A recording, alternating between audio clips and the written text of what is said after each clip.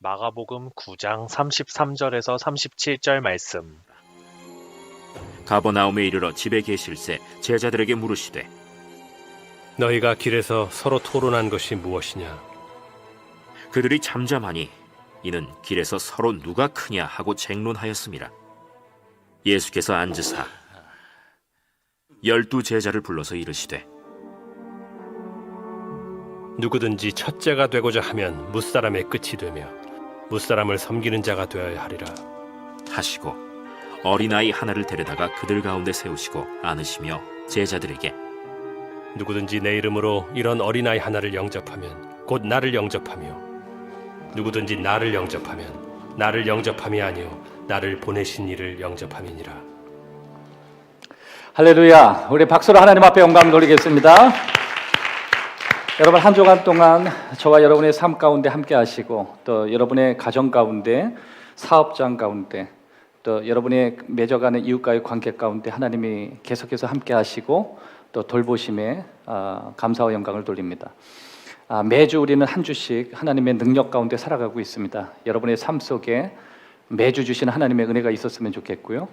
특별히 2021년도 1월이 지나가고 이제 2월에 들어섰습니다. 여러분에게 주시는 꿈들을 포기하지 마시고 계속해서 꿈들을 향해 나아가는 저와 여러분이 되시기를 주님의 이름으로 축복합니다. 여러분의 꿈들은 확장되고 확대되고 또 이루어지고 성취되어지는 역사가 있기를 주님의 이름으로 축복합니다. 좌우에 있는 분하고 인사합시다. 성도님의 꿈은 이루어질 것입니다.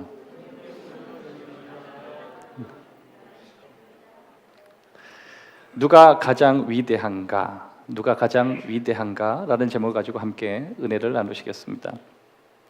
예수님과 제자들이 가버나움에 도착했습니다. 길에서 계속해서 논쟁이 벌어졌고 그 논쟁의 주제는 누가 가장 큰가 였어요. 누가 가장 큰가. 길에서 시작된 논쟁은 베드로의 집에서도 계속됐습니다. 예수님의 귓가에도 그 이야기가 들려왔어요. 어떤 이야기인가 예수님이 들으셨는데 누가 큰가였어요. 누가 큰가. 여기서 누가 큰가라고 하는 원어적 의미는 위대한가예요. 결국 누가 위대한가의 문제를 놓고 이야기가 커졌고 논쟁이 됐고 쟁론이 됐다는 걸 보면 큰 소리가 오갔던 것 같습니다. 처음엔 좋은 의도로 시작된 이야기가 결국 누구의 권위가 가장 큰 것인가에 대한 아름답지 못한 모습으로 확대되어졌음을 우리가 볼 수 있습니다. 이런 질문은 좋지 않고 이런 내용 또한 옳지 않음을 우리가 볼 수 있죠. 12명의 제자들이 논쟁을 벌인 이 질문에 대해서 예수님은 주저없이 대답을 하셨습니다. 더 이상 이 이야기를 주저하시게 되면 이들의 리더십에는 큰 문제가 일어나기 때문에 예수님은 빨리 대답하셨고 그리고 빠른 대답을 그들에게 주셨습니다. 오늘 그런 예수님이 하셨던 대답을 중심으로 저와 여러분에게 그 예수님의 대답 속에 담겨진 내용을 공유하는 시간이 되기를 원하고요. 그 속에서 우리가 무엇을 경험해야 되는지 또 어떠한 삶을 취해야 되는지 우리가 세 가지로 깊이 있게 생각하는 시간이 되기를 원합니다. 우선 마가복음 9장 33절에서 34절까지 함께 읽도록 하겠습니다. 다 같이 읽겠습니다.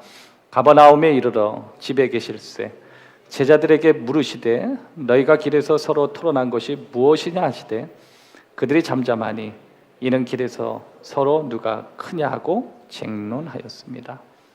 이것에 대한 예수님의 대답은 첫째로 우리가 다른 사람을 섬기는 것이 예수님과 개별적인 관계에 있어서 매우 중요하다고 말씀하셨습니다. 다른 사람을 섬기는 것이 예수님과의 개별적인 관계에서 중요하다고 말씀하셨습니다. 35절을 제가 읽도록 하겠습니다. 예수께서 앉으사 12 제자를 불러서 누구를요? 12 제자를 불러서 이르시되 누구든지 첫째가 되고자 하면 무사람의 끝이 되며 무사람을 섬기는 자가 되어야 하리라 하시고, 여기에서 여러분들이 혹시 언더라인을 칠 수 있으면 12 제자를 불러서 첫째가 되고자 하면 끝이 되며 되어야 하리라, 이 부분을 언더라인을 그으면 이 말씀의 핵심이 잘 들어올 거예요. 따라합시다. 12제자를 부르셔서 되고자 하면 끝이 되며 되어야 하리라. 여기서 예수님이 12제자를 불렀다라고 하는 이 말을 마가가 여기에 넣었을 때 당시의 상황들을 우리들에게 쉽게 설명하기 위해서 마가가 의도적으로 놓았던 말씀이라고 우리가 알 수가 있습니다. 왜냐하면 당시에 유대 선생들이 하는 모습 가운데 하나는 제자들을 자기 발 아래 앉도록, 자기 앞에 앉도록 부르는 일이었습니다. 그러니까 예수님은 선생 같았다는 거예요. 그래서 예수님이 제자들을 당신 앞에 불러서 자기 발 아래 앉혀놓는 그 장면을 마가는 기록하고 있는 것입니다. 여러분, 그런 상황들이 대충 그려지죠? 4분 오열되어서 누가 위대한가, 누가 큰가 계속 나눠져서 쟁론이 되고 큰 소리가 오갈 때 예수님이 예수님에게로 불러 모으신 거예요. 예수님이 부르셨다라고 하는 건 그들과 예수님은 개별적 관계가 지금 시작됐다는 거예요. 그들을 예수님 앞에 세웠다는 것은 인격적으로, 개인적으로 예수님과 관련 있는 사람들이라고 하는 것을 말씀해 주고 계십니다. 그들에게 예수님께서 뭐라고 말씀하시냐면 누구든지 첫째가 되고자 한다면 끝이 되어라. 이건 예수님이 아주 우리들에게 주시는 핵심 같은 말이에요. 첫째가 되고자 하면 끝이 되어라. 한번 따라합시다. 첫째가 되고자 하면 끝이 되어야 한다. 이걸 현대말로 바꾸면 이렇게 바꿀 수 있어요. 진정한 리더가 되고 싶냐? 그러면 끝이 되어라. 진정한 리더는 끝에 서 있는 사람이다. 이게 예수님이 가지고 있는 삶의 원칙이죠. 여러분, 리더하면 이끌어가는 자, 맨 앞에 선두에 서 있는 사람, 이렇게 우리는 세상적인 군주적인 관점에서 바라보지만 예수님 말씀하시는 리더십은 끝에 서 있는 리더십이에요. 앞에서 이끌어가는 리더십이 아니라 끝에 서 있는 리더십이라고 하는 것입니다. 특별히 예수님은 제자들에게 첫째가 되는 게 중요한 게 아니라 너희들이 섬기는 행위가 더 중요한 것이다. 너희가 포지션이 중요한 게 아니라 너희가 무엇을 하고 있느냐, 그 행위가 중요하다고 예수님께서 우리들에게 설명하고 있습니다. 근데 여기 안에서는 어떠한 대안도 주시지 않고 또 어떤 시간도 장소나 혹은 상황에 따라서 예외를 인정할 수 있는 단서를 하나도 주지 않으셨다는데 우리가 주목해 봐야 돼요. 그냥 섬기는 행위, 이것이 첫째가 되는 조건이다. 그러니까 삶의 선택이 아니라 이건 필수라고 하는 거예요. 우리는 가끔 상황에 따라서, 조건에 따라서, 주어지는 어떤 여러 가지 시간에 따라서 우리는 그것을 그렇게 섬길 것인가 섬기지 않을 것인가 고민하지만 예수님은 그런 단서를 주지 않고 그냥 섬기는 행위가 중요하다고 말씀하셨습니다. 끝이 되는 게 중요하다, 그렇게 말씀하셨어요. 어떠한 상황이나 조건이나 시간과 상관없이 끝에 서 있으려고 하는 너희 삶의 태도, 자세, 그리고 행동, 이것이 더욱 중요하다. 그러니까 우리의 서 있어야 될 섬김의 태도는 상황과 조건과 상관없이 예수님께서 우리들에게 말씀하신 명령이라고 하는 것이죠. 섬기라고 하는 이런 말씀은 선택이 아니라 명령이라고 하는 거예요. 예수님이 끝이 되며 섬기는 자가 되어야 하리라, 이 말씀이라고 하는 것은 끝에서 위대함이 나온다, 그 뜻이에요. 한번 따라할까요? 끝에서 위대함이 나온다. 이걸 뒤집어서 설명하면 나는 끝에 있는 사람을 위대하게 만든다, 그 뜻이에요. 참 재미나죠? 세상 사람들은 처음으로 가서 위대하기를 원하는데 예수님은 끝에 있는 사람이 위대하다, 그렇게 말씀하셔요. 이 말씀을 직역하면 나는 끝에 있는 사람을 위대하게 만들어줄 것이다. 결국 예수님의 12제자는 끝에 서 있는 자가 되었죠. 바울도 그런 고백을 했습니다. 마치 세상 끝에 있는 사람처럼 하나님이 나를 다루셨다. 제자들은 삶의 마지막 끝에 서 있고 결국 자신의 삶도 순교라고 하는 것을 통하여 하나님 앞에 내어주는 삶을 살게 됐어요. 그것이 그들은 세상에 버려짐 같았지만, 그리고 복음을 위해서 자기 자신을 끝에 두었지만 결국 그들을 위대한 복음의 사도로 바꿔주셨습니다. 여러분, 우리는 위대함에 대해서 우리의 마인드를 리셋할 필요가 있어요. 우리는 어떻게 하면 앞에 서 있을까에 대한 관심보다 어떻게 하면 끝에 잘 서 있을까에 대한 고민이 시작돼야 될 시점입니다. 여러분의 가정 가운데, 배우자의 관계 가운데 누가 우선순위, 누가 먼저 쓸 것인가가 중요한 게 아니라 우리가 어떻게 끝에 서 있을까를 고민한다면 그건 평범한 게 아니라 위대해지는 거예요. 하나님은 저와 여러분이 평범하기를 원하지 않습니다. 물론 평범하게 태어났지만 하나님께서는 저와 여러분이 위대한 삶으로 이어지기를 원하십니다. 저와 여러분의 자녀들이 평범하게 살아가지만 결코 평범한 인생이 아니라 위대한 사람이 되기를 원하시는 거예요. 그러기 위해선 주님께서 우리에게 가르쳐 주셨죠. 끝에 서 있으면 안 된다. 저와 여러분의 2021년 우리가 가지고 있는 비전 가운데 하나는 어떻게 우리의 삶의 끝에 우리 자신을 디자인할 것인가요? 왜냐하면 그것이 예수님께서 우리가 앞에 미래에 우리가 가져야 될 모습 가운데 하나라고 하는 것입니다. 그래서 우리는 마인드 프레임을 좀 바꿔야 돼요. 그러면 끝에 있는 사람, 끝이 되는 사람, 이것은 무슨 의미냐면 다른 사람의 필요를 위해서 아낌없이 내 마음과 삶을 쏟을 자세를 갖는 것, 그게 끝에 서 있는 거예요. 누군가의 필요를 위해서 내 삶에 맞춰지고 누군가의 삶을 위해서 내 삶을 거기에 집중할 수 있는 삶의 자세, 이게 뭐냐면 끝에 서 있는 삶의 모습이라고 하는 것입니다. 이걸 위해서 예수님 발 아래 그리고 주님 앞에 그들을 앉게 하셨어요. 그리고 예수님이 이렇게 말씀하시는 거예요. 나와 개별적인 개인적인 관계를 이렇게 맺기 위해선 반드시 너희들이 섬기는 위치 가운데 끝에 서 있어야 한다. 그런 거 보면 마지막 때 예수님께서는 예수님과 우리가의 관계를 확인하시는 가장 큰 증표 가운데 하나는 너의 포지션이 끝에 있는가요? 그래서 많은 분들이 이런 설명을 하죠. 큰 교회 담임 목사님, 정말 인정받고 존경받는 여러 목사님들 가운데 주님께 인정받지 못하는 사람들이 있을 것이다 라고 하는 예수님의 경고였어요. 너희가 내 이름으로 선지자 노릇도 하고 너희가 내 이름으로 거룩한 제사장의 역할을 했지만 난 너를 그때 모르겠다 얘기하셨어요.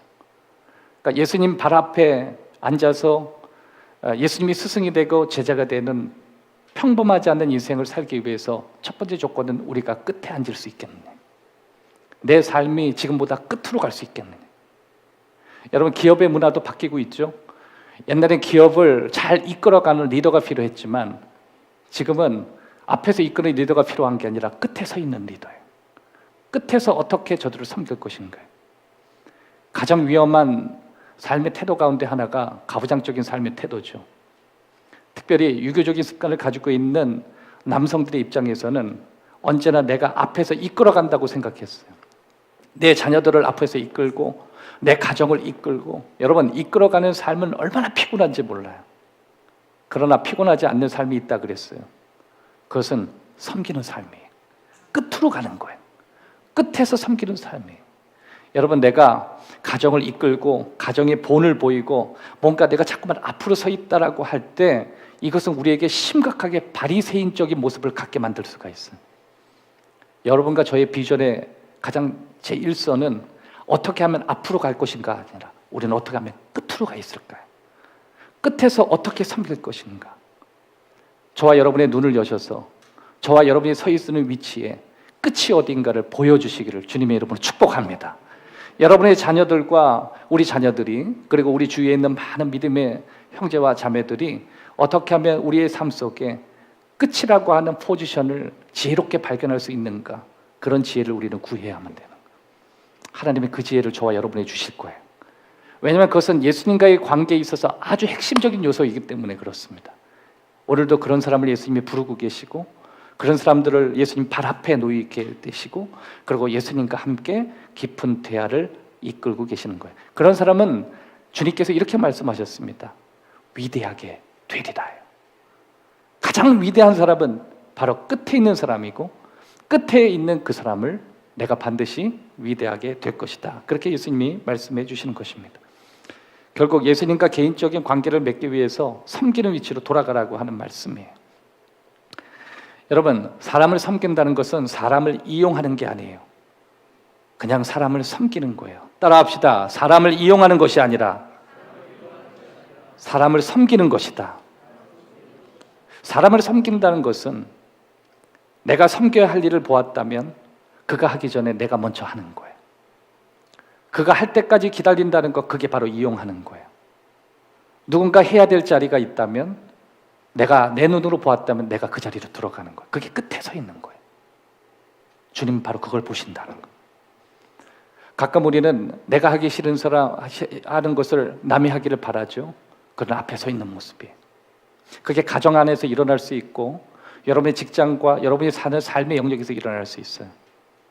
그러나 예수님께서 우리에게 하시는 말씀은 끝으로 가야 된다. 네 눈으로 보았을 때 네가 필요한 그곳에 너가 있어야 된다. 너를 부르는 그곳에 네가 있어야 된다. 네가 해야 될 것이라고 생각하면 네 자신이 해야 된다. 그게 바로 끝에 서 있는 모습이에요. 주님은 그런 의식을 갖고 살아가는 사람을 신실한 종이라고 말씀하시는 거예요. 우리는 우리가 먼저 시작합니다. 그리고 신실한 종처럼 남이 할 동안 기다리지 않고 그 일을 성실하게 하는 삶을 살아가게 되는 거예요. 하지만 우리가 그것을 한다고 높은 위치나 아니면 높은 지위나 아니면 특권을 기대하는 마음으로 그 일을 하지 않습니다. 그냥 예수님이 하라고 하셨기 때문에 하는 거예요. 여러분, 가끔 우리는 무언가 기대를 하고 일을 해요. 그러나서 그 일이 틀어진 다음엔 우리의 본성을 드러냅니다. 우리는 우리 삶의 주제가 섬김이에요. 이걸 남이 알아주고 알아주지 않고 교회가 알아주고 알아주지 않고와 상관없어요. 그러나 우리가 그냥 그 길을 갈 거예요. 그것은 주님과의 관계 안에서 아주 중요한 거예요. 여러분, 저는 우리의 자녀들이 내가 무슨 섬김을 통해서 누군가 알아주고 어떤 지위에 올라가서 그 지위에 있기 때문에 그 사람이 그걸 하는 자녀의 모습이 아니라 그냥 그 모습 그대로 살아가기를 바랍니다. 그냥 섬기는 것이 그의 인생이 되기를 바라고 섬기는 것이 그의 삶이 되기를 바랍니다. 그것이 그의 삶의 끝이고 결국 그렇게 사는 삶의 스타일이 예수님께서 그를 드러내시는 삶의 축복으로 전환되기를 바라요. 그게 주님이 원하시는 거예요. 그러한 삶이 위대한 삶이에요. 그러한 삶을 주님께서 위대하게 만드시는 거예요. 그런 사람을 오늘도 찾고 계시는 거예요. 그런 저와 여러분 되시기를 주의 이름으로 축복합니다. 마태복음 25장 35절 이하의 말씀 보면 내가 줄일 때 너희가 먹을 것을 주었고 목마를 때 마시게 하였다. 헐벗을 때 옷 입혔고 병들었을 때 돌봤고 37절 의인들이 대답하여 이르되 주여 어느 때 우리가 줄이신 것을 보고 음식을 대접하였으며 목마르는 것을 보고 마시게 하였나이까. 어느 때 나그네 되신 것을 보고 영접하였으며 헐벗은 것을 보고 옷 입혔나이까. 어느 때에 병드신 것이나 옥에 갇힌 것을 보고 가서 배웠나이까. 계속 어느 때 언제 우리가 그런 일을 했습니까? 그거예요. 그때 예수님께서 하신 말씀이 내 형제 중에 작은 자 한 사람에게 한 것이 곧 내게 한 것이니라. 결국 여러분 뭔가 주는 존재가 됐다는 거죠. 뭔가 남의 필요를 채워주는 사람이 됐다는 거죠. 그것이 뭐 특별한 지위나 특별한 인정을 구했던 게 아니라 그게 그 사람의 삶의 모습이었고 어느덧 그 삶의 모습이 예수님 앞에까지 간 거예요.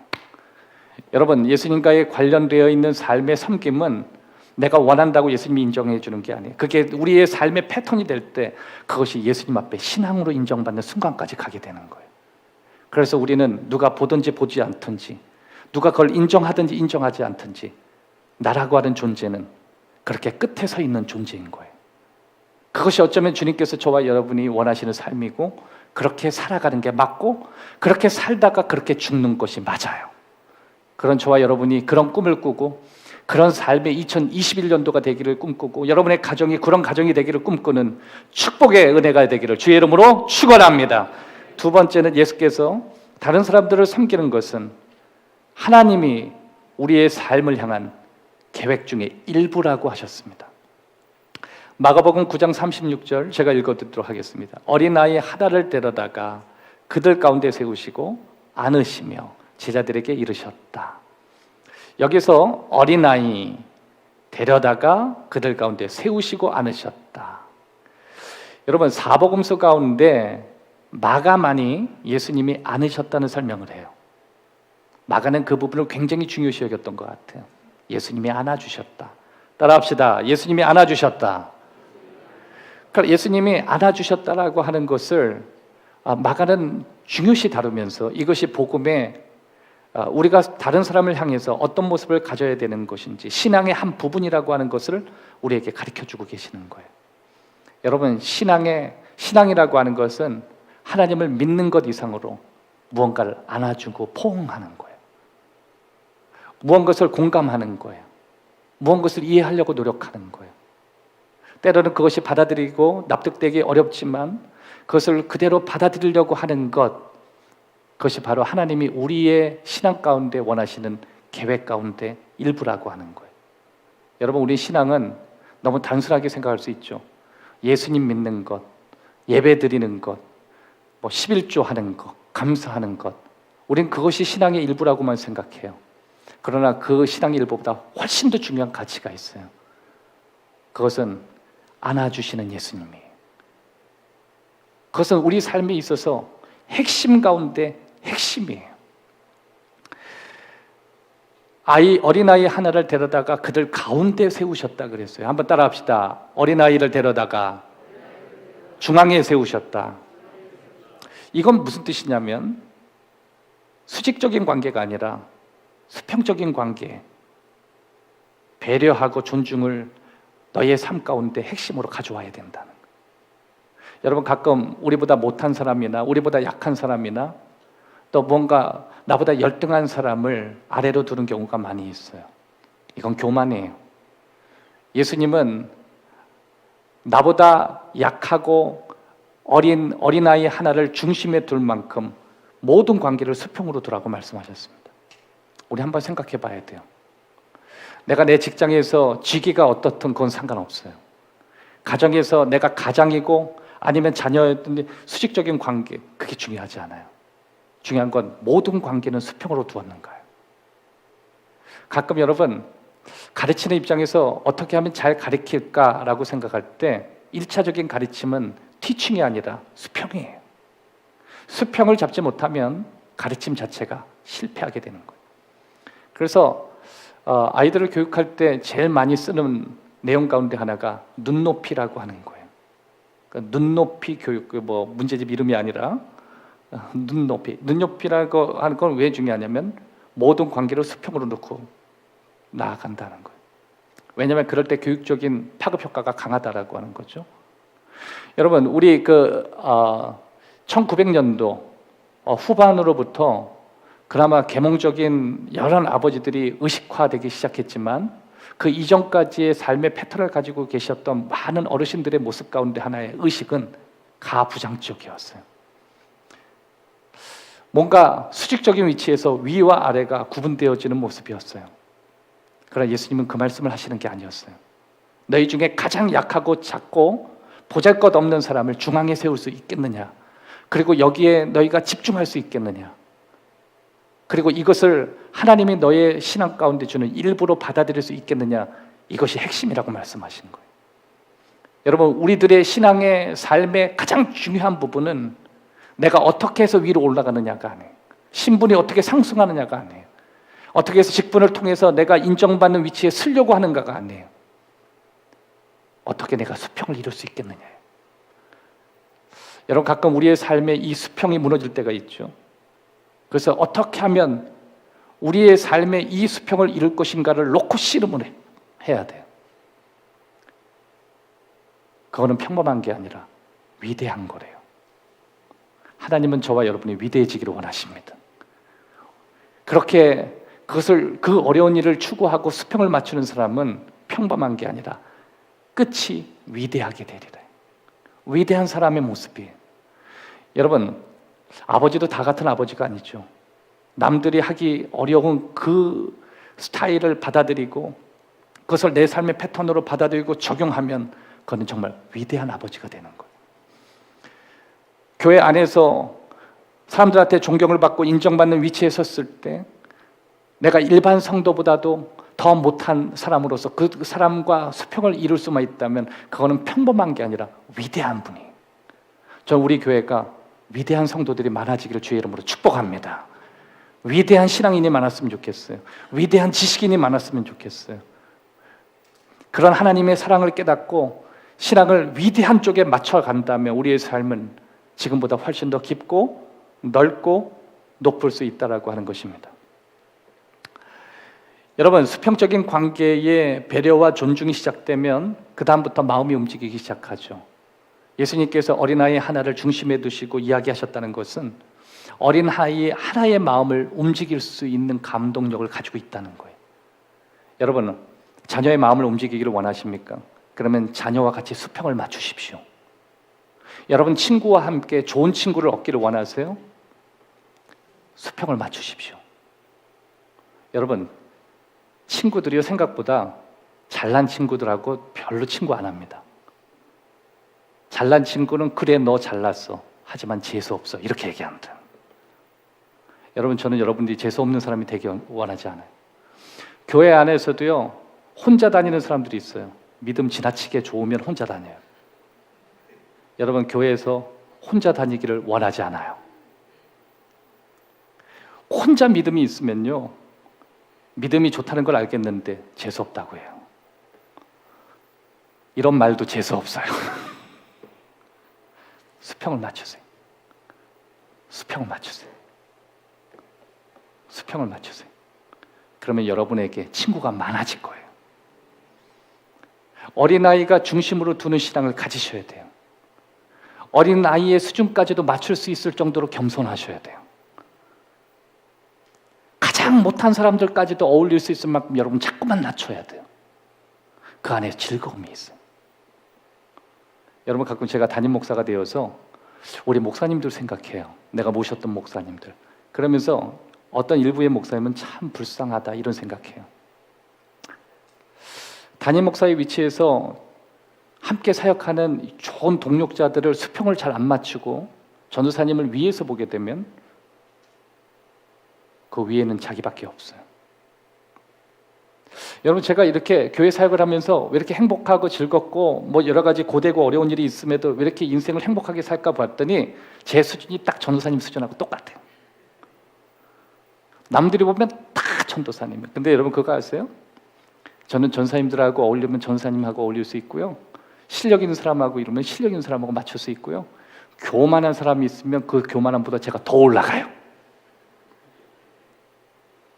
배웠다고 얘기하면요, 제 친구들 있는데 제 친구 중에 한 명은요, 배운 척을 하면요, 위에 올라가서 그 사람을 찍어 눌러버린다 그러더라고요. 가문 자랑하면 그 가문 위에서 그냥 찍어 눌러버린다 그러더라고요. 제게는 그런 친구들이 있어요. 그래서 얘기 딱 들어봐서 자랑 좀 한다 그러면 이 친구들은요, 가문이 워낙 월등해가지고 그걸 얘기를 안 해요. 그래서 특별히 이제 미국에 있는 친구들이 좀 있는데, 미국 가서 돈 자랑하지 말고 배우는 거 자랑하지 마라 이런 얘기예요. 여러분, 미국 가서요, 뭐 돈 자랑하거나 배운다 이 자랑 이거 함부로 하면 무시당합니다. 그 위에 있어요. 우리 교회는 얼마나 평안한지 그냥 수평이 그냥 맞춰져요. 그냥 뭐 목사도 뭐 그 수준이고. 그러니까 저희 교회는 이렇게 높으신 분들이 와서 적응을 잘 못해요. 그분들이 어울리는 공간들이 있어요. 뭐 정치하시는 분들이 많은데 우리 교회는 뭐 애나 어른이나 뭐 하드 빨고 돌아다니고 얼마나 재밌는지 몰라요. 그랬더니 그 안에 행복이 있고 즐거움도 있고. 네. 저는 제 수준을 자꾸만 낮추려고 해요. 수평을. 그래서 우리 중학교 친구들한테도 막 들어오면 안녕, 막 이러다가도 안녕. 애들이 잘 인사를 안 받아줘서 저 속상할 때가 있는데 안녕. 그래 더 낮추면 안녕. 막 나중에는 막 꼬마한테도 안녕 막 그랬고 계속 낮추려고 해요. 어디까지 낮출 수 있겠는가?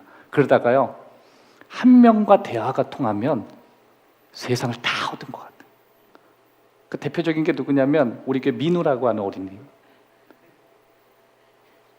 옛날에 노홍식 안수 집사님하고 저랑 둘이 있는데 노 집사님한테는 인사 안 하고 저한테 인사하더라고요. 그래서 나한테는 왜 인사 안 해? 그러니까요, 이러면서 그냥 가더라고요. 제가 많이 낮췄어요. 많이 쓰다듬어졌습니다.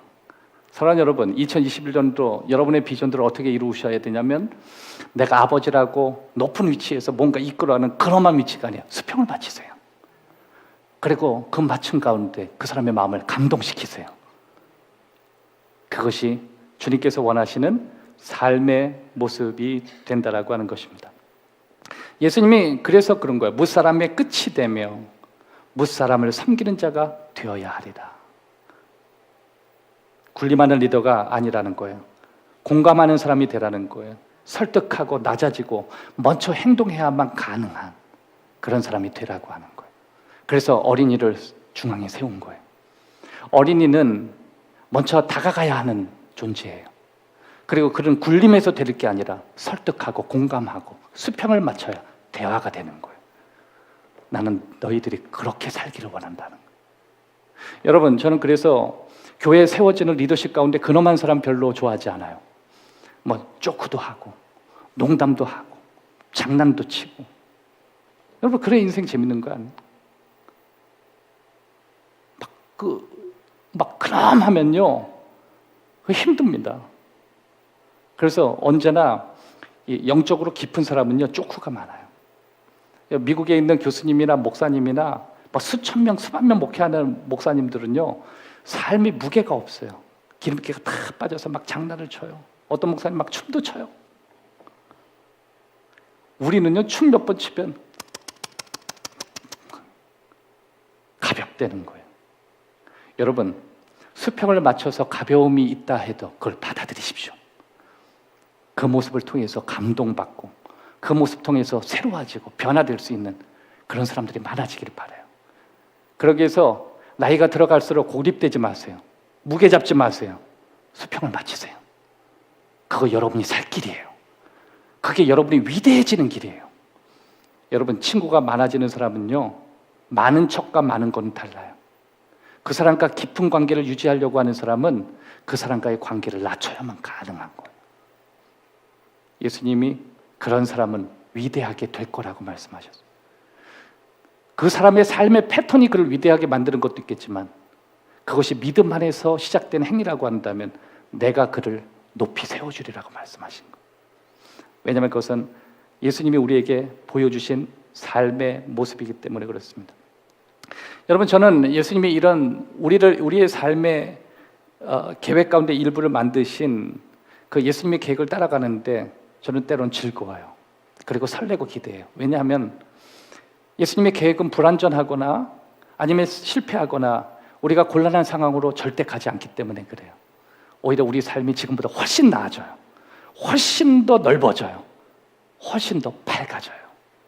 할렐루야!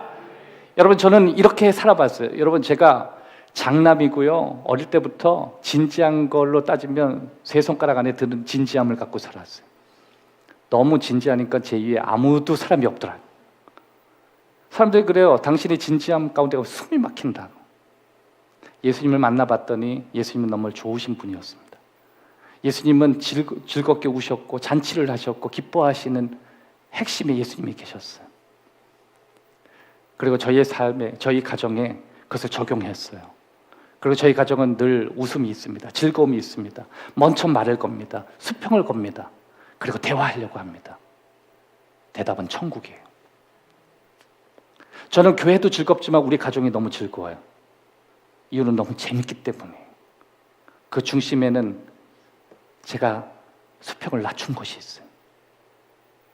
하나님, 이 의식이 약화되지 않도록 도와주십시오. 그 동일한 수평을 갖고 교회 아이들에게 다가갔더니 교회 아이들도 다가왔습니다. 문제는 내게 있었어요. 여러분, 왕따가 왜 다른지 아세요? 왕따는요 모든 사람들의 중심이 자기에게 향하기를 원하는 거예요. 자신이 수평을 가려고 하지 않아요.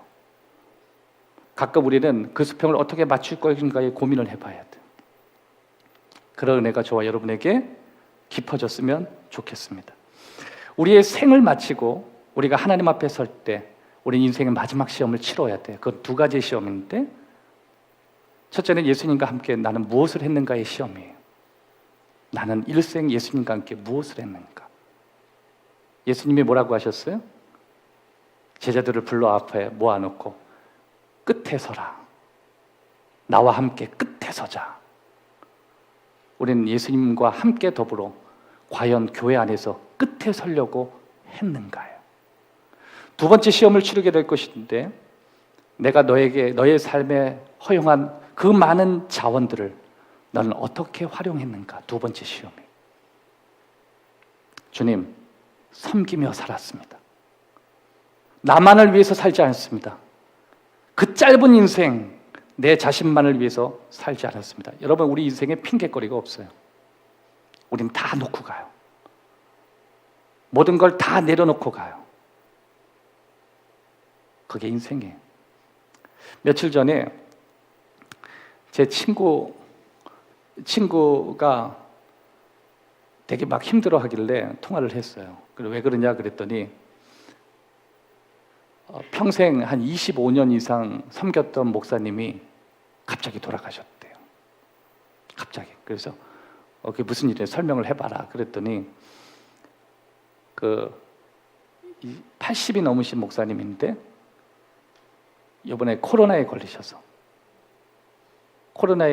양성 판정을 받으셨는데 기저질환이 있으셨는데 폐암도 있었고 임파선암도 있었대요. 근데 그것을 건강하게 극복하고 거의 완치라는 없겠지만은 완치의 삶을 살았대요. 근데 어느 순간 코로나에 걸리셨다라고 하는데 당신과 밥도 같이 먹었대요. 근데 밥 먹고 나서 검사했는데 양성이라고 하는 것을 판정받고 자기도 그것 때문에 격리를 받았지만 그리고 나서 병원에 가셨는데 그게 끝이었대요. 면회했느냐고 하니까 면회 못했대요. 임종 지켜봤냐? 임종도 지켜 못 봤대요. 아무 가족도 그분과 함께하지 못했대요. 그냥 스크린으로 봤대요. 그 얘기를 듣는 순간 그게 우리의 끝일 수도 있다 이런 생각을 했어요. 나와 사랑하는 가족들을 가까이에서 늘 볼 수 있는 것이 아니라는 것. 언젠가는 내가 그렇게 의지하고 내가 그렇게 매달렸던 사람을 모니터로밖에 볼 수 없는 시기가 올 수도 있다는 것. 여러분, 제 친구들, 미국에 있는 친구들한테 물어보니까 참 죽음도 언제 죽는가가 정말 중요하다. 이제 죽는 것도 복이라 이런 얘기 참 맞는 것 같아요. 여기 오늘 참여하신 모든 어르신들에게 보호하시고 지켜주시고 또 인도하시는 축복이 늘 있기를 주의 이름으로 축복합니다. 여러분의 일생을 지켜주시기를 바라요. 또 여러분들의 기저질환이나 여러 가지 약함을 주의 거룩한 보혈로 덮어주시기를 바라요. 그리고 그 기저질환이 코로나와 붙지 않도록 주님의 보혈로 모든 병마다 채워주시기를 주님의 이름으로 축복합니다. 근데 그렇게 딱 죽는 모습을 보고 어떤 친구는 교인들이 지금 이 시기에 하늘나라 가니까 장례식장도 가보지도 못하고 그냥 인터넷으로 장례 예배를 집도했다. 이게 지금 우리의 사는 삶의 마지막일 수 있겠구나라는 생각이었어요. 예수님이 언제나 우리에게 우리 인생의 마지막에 두 가지를 묻는다라고 한다면 과연 우리는 어떻게 살아왔는가?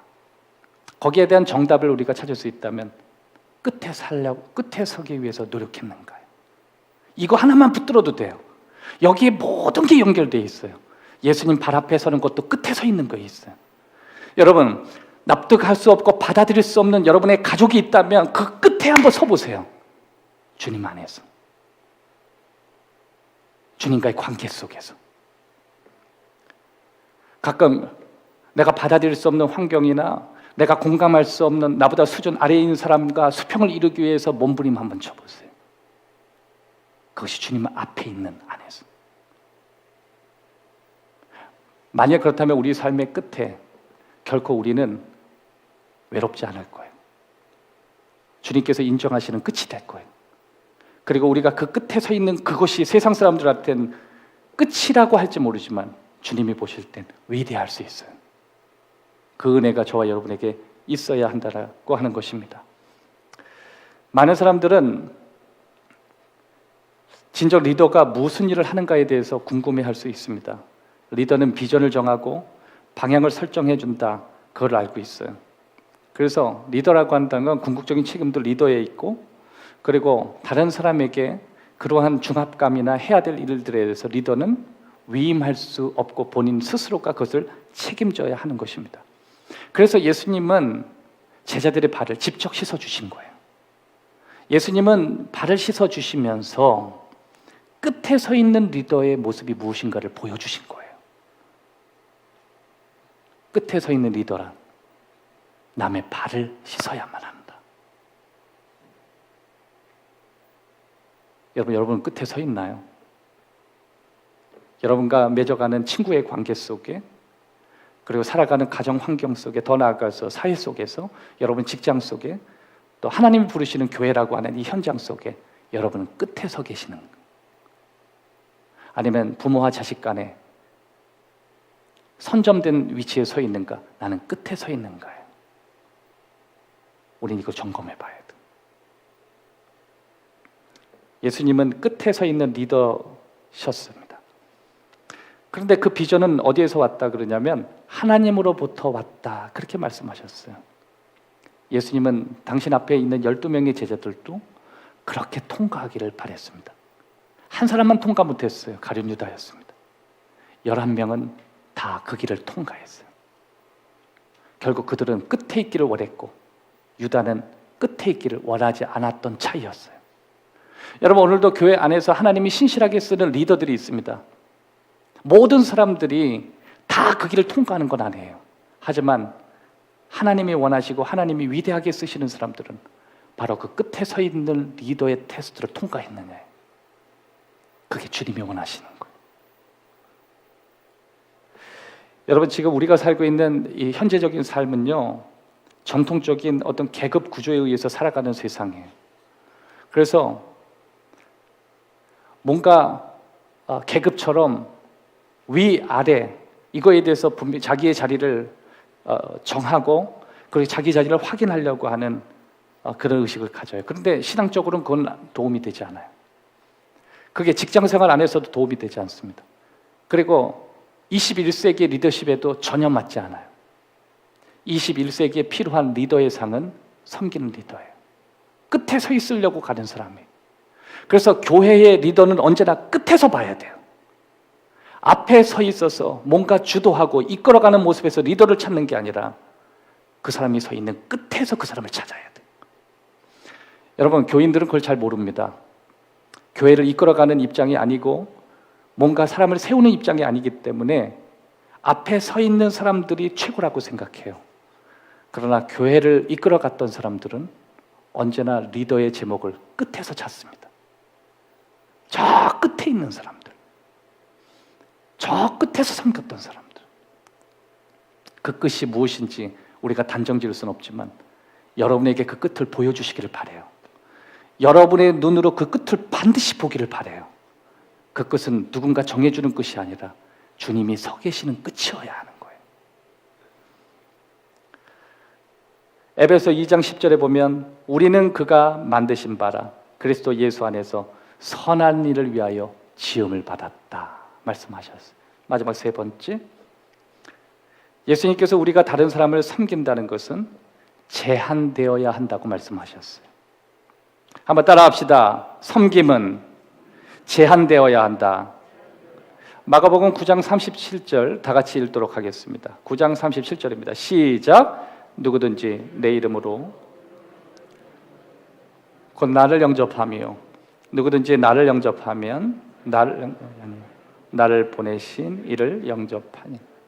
여기서 여러분들이 누구든지 내 이름으로라고 하는 것, 내 이름으로, 여기서 내 이름으로라고 하는 문장은 내 이름 안에서, 이건 조건이에요. 조건.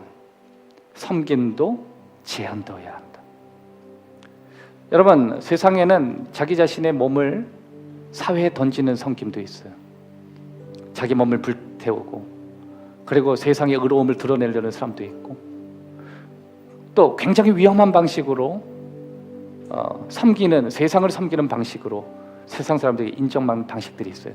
그러나 예수님이 하시는 섬김은 예수 안에서였어요. 여러분, 세상의 모든 섬김이 하늘나라에서 인정받는 섬김이 아니에요. 세상 사람들이 말하는 모든 섬김이 예수님과 관련 있는 섬김이 아니에요. 그 섬김은 예수님 안에 있어야만 해요. 예수님 안에 있다라고 하는 것은 예수님의 영향을 받아야 돼요. 내가 그 섬기는 방식에 있어서도 그 아이디어는 예수님의 통제 안에 있어야 돼요. 내가 누군가를 섬기고 그것이 나라를 섬기고 그것이 내 가족을 섬기고 내 주변을 섬기더라도 그것에 대한 생각, 그것에 대한 감정, 그것에 대한 가지고 있는 비전, 이것은 다 예수님의 영향권 아래에 있어야 돼요. 그것이 내 야망이나 내 욕망이나 내가 가지고 있는 이루고 싶어하는 그런 원하는 비전이나 그것이 아니라 예수님의 영향을 받는 것이어야 해요. 그게 신앙이에요. 많은 사람이 섬기는 것이 교회의 목표라고 생각해요. 맞아요. 교회가 섬겨야만 해요. 그러나 교회는 조건이 있게 섬겨요. 주님 안에서 섬겨요. 주님 안에서 섬긴다는 것은 주님의 권위를 등입고 가는 거예요. 주님의 이름으로만 섬기는 거예요. 세상 사람들은 주님의 이름을 빼고 자기의 이름으로 섬겨요. 자기의 가문을 들으려고 섬겨요. 그리고 교회 안에서도 인정받으려고 하는 태도가 아니라 주님의 권위를 힘입고 나아가야 돼요. 주님의 영향권 아래에 있어야 돼요. 그것이 내 감정과 내 생각과 누군가를 섬기고 누군가를 공감하는 것도 다 주님의 영향권 아래에 있어야 돼요. 그게 주님이 원하시는 거예요. 내가 부모기 때문에, 내가 자녀기 때문에, 내가 친구기 때문에 그거와 예수님은 상관없어요.